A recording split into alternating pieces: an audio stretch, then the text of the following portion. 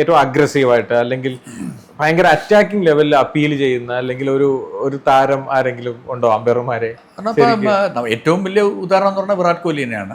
വിരാട് കോഹ്ലി എന്ന് പറഞ്ഞാൽ ഇപ്പം ഏതൊരു മാച്ച്, ഇപ്പോൾ വൺ ഡേ മാച്ച് ആണെന്നുണ്ടെങ്കിൽ ഇപ്പം ഫസ്റ്റ് ബോളിൽ ഒരാൾ ഔട്ടായിട്ട് പുള്ളിക്കാരൻ ബാറ്റ് ചെയ്യാൻ വന്നു കഴിഞ്ഞാൽ ആ 50 ഓവറിന് ഓടുന്ന റണ്ണിങ് ബിറ്റ്വീൻ ദ വിക്കറ്റ്സിൻ്റെ ഓടുന്നതായാലും ശരി, ആ അഗ്രഷൻ ഫുള്ള്. അതേപോലെ ഒരു ബോൾ പോലെ ഫീൽഡ് ചെയ്യാൻ വരുമ്പോഴിപ്പം 150 അടിച്ചോട്ടെ അല്ലെങ്കിൽ 200 അടി എത്ര സ്കോർ ചെയ്ത് കഴിഞ്ഞാലും പുള്ളിക്കാരൻ ഫീൽഡിലെത്തും. അകത്ത് പോയി ഇരിക്കുന്ന പരിപാടിയില്ല. പുള്ളിക്കാരൻ തിരിച്ച് ഫീൽഡിൽ വരും. 50 ഓവർ ഫീൽഡ് ചെയ്യുന്നതും അതേ ഇൻറ്റൻസിറ്റി തന്നെയാണ്. എന്ന് പറഞ്ഞാൽ അവസാനം മറ്റേ കളിയൊക്കെ ജയിച്ചു, വലിയ കുഴപ്പമൊന്നുമില്ല, ഡൈവ് അടിക്കേണ്ട ഒരു കാര്യമില്ല. അങ്ങനെ ഇല്ലെങ്കിലും പുള്ളിക്കാരൻ അത് മറ്റേ പാഞ്ഞു പോയിട്ട് ബോൾ ഡൈവ് ചെയ്ത് പിടിച്ചിട്ട് അങ്ങനെ ഈ 100 ഓവർ അത് നിന്ന് തിരിച്ച് വരുന്ന സമയത്ത് നമ്മൾ ഈ വെറുതെ നിൽക്കുകയാണല്ലോ. നമ്മുടെ പരിപാടി നിൽക്കുന്ന ഒരു പരിപാടി മാത്രമേ ഉള്ളൂ. പുള്ളിക്കാരൻ ഒരു 150 റൺസ് ഓടിക്കണം, അതും പായുന്ന സ്പീഡ് എന്ന് പറഞ്ഞു കഴിഞ്ഞാൽ അങ്ങനത്തെ ഒരു സ്പീഡിലാണ്. അതേപോലെ ഫീൽഡ് ചെയ്ത് കഴിഞ്ഞിട്ട് തിരിച്ചു വരുമ്പോൾ ഫ്രഷാണ്. കാരണം ആ അഗ്രഷൻ, ആ ഇൻറ്റൻസിറ്റി അത് കഴിഞ്ഞാൽ വേറൊരാളാണ്. ഈ ബൗണ്ടറി ലൈനിൻ്റെ അകത്ത് നിൽക്കുന്ന ഒരു വിരാട് കോഹ്ലി ബൗണ്ടറി ലൈനിൻ്റെ വെളിയിൽ നിൽക്കുന്ന വേറെ ആളാണെന്നാണ് എനിക്ക് പലപ്പോഴും തോന്നിയിട്ടുള്ളത്. വെളിയിൽ വന്നു കഴിഞ്ഞാൽ കാമാണ്, ആരാണ്, പക്ഷെ അകത്ത് വന്നു കഴിഞ്ഞാൽ എല്ലാ അപ്പീലും നമ്മൾ ഔട്ട് കൊടുക്കണം എന്നുള്ളൊരു ബോഡി ലാംഗ്വേജിലാണ് പുള്ളിക്കാരൻ വരുന്നത്. സോ അങ്ങനത്തെ ഒരു എക്സാമ്പിൾ ചോദിച്ചുണ്ട്. ഇപ്പം രോഹിത് ശർമ്മ വേറെ പോലെയാണ്, ഇപ്പം ധോണിയും മോശമൊന്നുമല്ല. മീൻസ് അതിൽ പല ആൾക്കാരുണ്ടാവും, പല പ്ലെയേഴ്സിന്. ഇപ്പം ഫോറിൻ ഇതിൽ ഓസ്ട്രേലിയൻ ഇപ്പോൾ പഴയ ഇപ്പോൾ സ്റ്റീവ് സ്മിത്ത് ആവട്ടെ, വാർണർ ആവട്ടെ, അങ്ങനത്തെ എല്ലാ ടീമിനും അഗ്രസീവായിട്ടുള്ള ആൾക്കാരുണ്ട്. കുറച്ച് ആൾക്കാർ അങ്ങനെയാണ്, അവരുടെ നേച്ചർ അങ്ങനെയാണ്. അവർക്ക് പറഞ്ഞാൽ ഫീൽഡിൽ ഇറങ്ങിക്കഴിഞ്ഞാൽ അവർക്ക് തോൽക്കാൻ പറ്റത്തില്ല. സോ അവർ ആ ടൈമിൽ നിൽക്കുന്നവരെ ഫുള്ള് പൊരുതും. സോ അങ്ങനെ പണ്ട് ഓസ്ട്രേലിയ ഇതിന്റെ ആശാന്മാരുണ്ട്. അതെ, ഇപ്പം അതിന്റെ ഇപ്പം നമ്മളിപ്പോൾ ഇംഗ്ലണ്ട് ആവട്ടെ, ഇംഗ്ലണ്ട് ടീമിലും ഇപ്പോൾ ബ്രോഡ് ആവട്ടെ, ആൻഡർസൺ ആവട്ടെ, അവർക്ക് അപ്പീൽ ചെയ്യുന്ന എല്ലാം ഔട്ടാണ്. സോ എല്ലാ ടീമിലും ഉണ്ട്. മീൻസ് നമുക്കിപ്പോൾ ഒരു ടീമിന്റെ മാത്രമല്ല, ഇപ്പോൾ വിരാട് കോഹ്ലി മാത്രമല്ല, പണ്ട് നമ്മുടെ ടീമിൽ കുറച്ചും കൂടെ ഒരു കാമായിട്ടുള്ള ഇപ്പൊ അനിൽ കുംബ്ലെ ഭയങ്കര അഗ്രസീവാണ്. നമ്മൾ വെളിയിൽ കാണുന്ന മാതിരത്തെ ഒരു ബോളറൊന്നും അല്ല. അനിൽ കുംബ്ലേക്ക് എല്ലാം കാലിൽ കൊള്ളുന്ന എല്ലാം ഔട്ട് കൊടുക്കണമെന്നുള്ള രീതിയിലാണ് പുള്ളിക്കാരൻ അപ്പീൽ. സോ പുള്ളിക്കാരൻ ഒരു ഫാസ്റ്റ് ബോളറിന്റെ ഒരു ആറ്റിറ്റ്യൂഡിലാണ് പുള്ളിക്കാരൻ വരുന്നത്. സോ പല ടീമിലും അങ്ങനത്തെ പ്ലേയേഴ്സ് ഉണ്ട്. ഈ പറഞ്ഞ പോലെ ക്രിക്കറ്റ് ഒരു മാന്യന്മാരുടെ കളിയാണെന്ന് നമ്മൾ പറയാറുണ്ട്. അങ്ങനെ ഭയങ്കര മാന്യമായിട്ട് അമ്പയർമാരോട് ഡീൽ ചെയ്യുന്ന ഒരു താരം എനിക്ക് ഒറ്റ ആളെ എനിക്ക് പെട്ടെന്ന് ഇങ്ങനെ വരുന്ന കെയ്ൻ വില്യംസൺ മാത്രമേ ഉള്ളൂ. അങ്ങനെ പുള്ളിക്കാരന് നമുക്കങ്ങനെ ഇങ്ങനെ ഒരാളുണ്ടാവുമോ എന്നുള്ളൊരു എനിക്ക് ആ ടൈമിൽ ഞാൻ ആദ്യം അമ്പയർ ചെയ്യുന്ന സമയത്ത് പുള്ളിക്കാരനായിട്ട് ഹൈദരാബാദിന്റെ ക്യാപ്റ്റനായിരുന്നു. അപ്പോഴാണ് ഈ DRS വരുന്നത്, ഈ നമ്മൾ IPL കൊണ്ടുവരുന്നത്. സോ ആ സമയത്ത് നമ്മൾ നോർമലി ചോദിക്കേണ്ട കാര്യമൊന്നുമില്ല, നമ്മളങ്ങ് മീൻസ് അതിൽ ഇതൊന്നുമില്ല, നമുക്കതിൽ മോശമൊക്കെ നാണക്കേടോ അങ്ങനെയൊന്നുമില്ല. നമ്മൾ കൊടുത്ത ഡിസിഷൻ അവർക്ക് ചാലഞ്ച് ചെയ്യാം, അതിൽ ലോല് ഇതുള്ളതാണ്. അപ്പം പുള്ളിക്കാരൻ അതും വളരെ I would like to review that എന്നുള്ള രീതിയിൽ പുള്ളിക്കാരൻ അതും ഒരു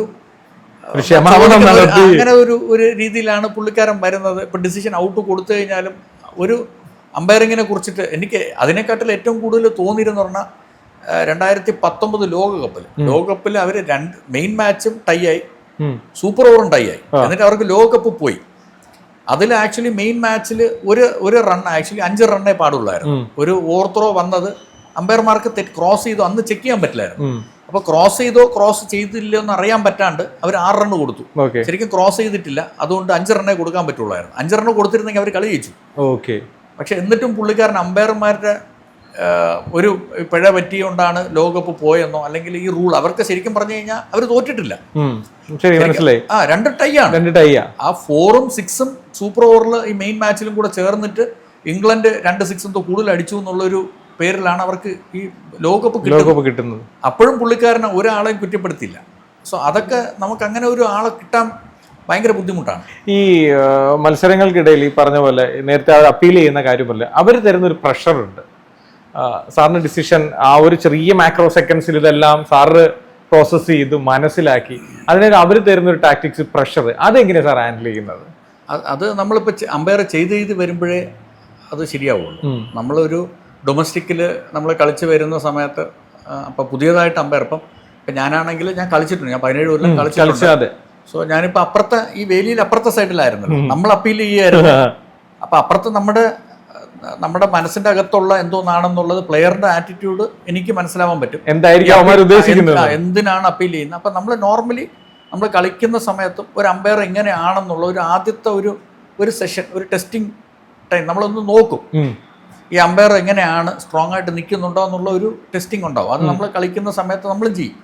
അതിപ്പോൾ ഞാനിപ്പോൾ അപ്പുറത്തെ സൈഡിൽ നിൽക്കുന്ന സമയത്ത് ആ പ്ലെയേഴ്സ് നമ്മളൊന്ന് ടെസ്റ്റ് ചെയ്ത് നോക്കും. എന്ന് പറഞ്ഞാൽ ഇത് സ്ട്രോങ് ആയിട്ട് നിൽക്കുന്ന അമ്പയർ ആണോ, ഔട്ട് നോട്ട് ഔട്ട് എന്നുള്ള തെറ്റ് പറ്റുന്ന എല്ലാവർക്കും അറിയാം, തെറ്റ് പറ്റുമെന്നുള്ള അറിയാം. പക്ഷേ ഈ തെറ്റ് പറ്റുന്നത് ആ ടീമിൻ്റെ ഫേവറബിളായിട്ട് കിട്ടണം. മനസ്സിലായി. അതാണ് എല്ലാവർക്കും വേണ്ടത്. കാരണം ഇപ്പം ഞാൻ ബോൾ ചെയ്യുന്ന സമയത്ത് എനിക്കറിയാം ഔട്ടാണോ ഔട്ടില്ല എന്നുള്ള അറിയാം, ചിലത് 50-50 ആണെന്നുള്ള അറിയാം, ചിലത് ക്ലിയർ ഔട്ടാണെന്നുള്ള അറിയാം. അപ്പോൾ ഈ നോട്ട് ഔട്ട് എന്നുള്ളതും ഈ 50-50 എൻ്റെ ഫേവറിൽ കിട്ടണം, ചാൻസ് കൂട്ടുക. അതിന് നമ്മൾ ഒരു പ്രഷർ ഇങ്ങനെ അപ്പീലൊക്കെ ചെയ്ത് ആദ്യം ഇട്ട് നോക്കും നമ്മുടെ ഇതിലുണ്ടോ ചാൻസ് ഉണ്ടോ എന്നുള്ളത്. അപ്പോൾ അതാണ് പ്ലേയേഴ്സും ട്രൈ ചെയ്യുന്നത്. ഇപ്പം ഞാൻ അമ്പയറായിട്ട് നിൽക്കുന്ന സമയത്ത് എനിക്കും അറിയാം ഇത് വരും. ചില സമയത്ത് എനിക്ക് മനസ്സിലാവില്ല ഇത് ഔട്ടാണോ ഔട്ടല്ലേ എന്നുള്ളത് എനിക്ക് മനസ്സിലാവില്ല. അപ്പോൾ നമ്മുടെ മനസ്സിൽ ആ സമയത്ത് എന്താണോ തോന്നുന്നത് അതിൽ ഉറച്ചു നിൽക്കുക. നമ്മളിപ്പോൾ ചിലത് ഇപ്പം ഞാൻ കണ്ടിട്ടില്ല കേട്ടിട്ടില്ല, നമുക്ക് സൗണ്ട് കേൾക്കാൻ ഭയങ്കര പാടാണ്. ഇത്രയും ക്രൗഡ് നിൽക്കുന്ന സമയത്ത് നമുക്ക് ചില സമയത്ത് ഈ ബാറ്റിൽ കൊള്ളുന്ന അറിയാൻ പോലും. ഇപ്പം പല സമയത്തും ബാറ്റ്സ്മാർക്ക് വരെ ഇപ്പം കഴിഞ്ഞ മാച്ച് നോക്കുകയാണെങ്കിൽ ഹെറ്റ്മെയറിന് പുള്ളിക്കാരൻ തന്നെ അറിഞ്ഞുകൂടാ ബാറ്റിൽ കൊണ്ടിട്ടുണ്ടെന്ന്. ഔട്ടായിരുന്നു, അമ്പയർ ഔട്ട് കൊടുക്കുകയും ചെയ്തു, നല്ല ഡിസിഷനും ആയിരുന്നു. പക്ഷെ പുള്ളിക്കാരൻ റിവ്യൂ ചെയ്തു, പുള്ളിക്കാരൻ തന്നെ അറിഞ്ഞിട്ടില്ല. അപ്പം അങ്ങനെ വരുന്ന സമയത്ത് ഒരു അമ്പയറിന് അത് കേൾക്കണമെന്നുണ്ടെങ്കിൽ വളരെ പാടാണ്. അപ്പം നമ്മളൊരു ഗസ് വർക്കിൽ ഇതെല്ലാം വെച്ച് നോക്കിയിട്ട് അതിലാണ് നമ്മൾ പോയ ഒരു ഇത് വെച്ചിട്ട് കൊണ്ടിട്ടുണ്ട്.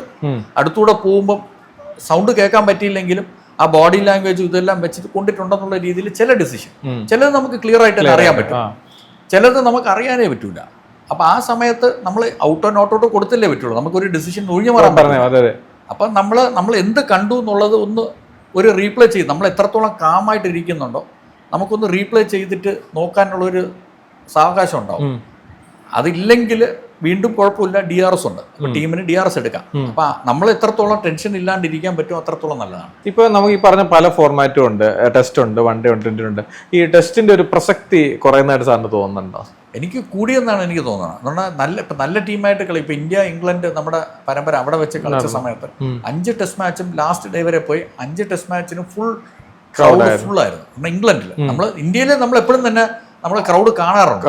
പക്ഷെ ഓസ്ട്രേലിയയിൽ വെച്ച് കളിക്കുമ്പോഴും നമ്മളിപ്പം നമ്മുടെ ഇന്ത്യൻ ടീം പോയ സമയത്തും നമ്മൾ അവിടെ 85 മറ്റേ ബോക്സിംഗ് ഡേ ടെസ്റ്റ് മാച്ചിന് ഏത് മാച്ചാണെന്ന് പറഞ്ഞാൽ അവിടെ 85,000 പേര് കാണികൾ വന്ന് നമുക്ക് റെക്കോർഡ് ക്രൗഡ് വന്ന ആൾക്കാരുണ്ട്. സോ അത് ടെസ്റ്റിന് ഇപ്പോഴും എൻ്റെ ഇതിൽ നല്ല ടീം കളിക്കുകയാണ്, നല്ല മാച്ച് ഉണ്ടെങ്കിൽ ഇപ്പോഴും അതിന് കാണാനുള്ള ആൾക്കാരുണ്ട്. അതുകൊണ്ട് റിയൽ ക്രിക്കറ്റ് എന്ന് പറയുന്നത് ഞാനും വിശ്വസിക്കുന്ന ടെസ്റ്റ് മാച്ച് തന്നെയാണ്. എന്തുകൊണ്ടാണ് അത് ശരിക്കും 5 ദിവസം പിടിച്ചു നിൽക്കണം എന്ന് പറഞ്ഞാൽ ആദ്യത്തെ ദിവസം ഇപ്പം നമ്മൾ T20 ആണെന്ന് വെച്ച് കഴിഞ്ഞാൽ ആദ്യത്തെ ബാറ്റിംഗ് പിച്ച് ആണെങ്കിൽ ആ 20 ഓവറിനിടയിൽ ഒരു മാറ്റവും വരാറില്ല, ബാറ്റിംഗ് പിച്ച് തന്നെയാണ്. അപ്പം അത് ആദ്യം തന്നെ തിരിഞ്ഞു തുടങ്ങുന്നുണ്ട്. വെറ്റ് പിച്ചാണെന്നുണ്ടെങ്കിൽ ആ 40 ഓവറിനിടയ്ക്ക് വലുതായിട്ട് വ്യത്യാസം വരൂല. മനസ്സിലായി. കാരണം വേറെ ചാലഞ്ച് ഒന്നും ഇല്ല അവിടെ. മീൻസ് ആദ്യം തുടങ്ങുന്ന എങ്ങനെയാണ് അതിൽ തന്നെ കളി അങ്ങ് തീരാണ്.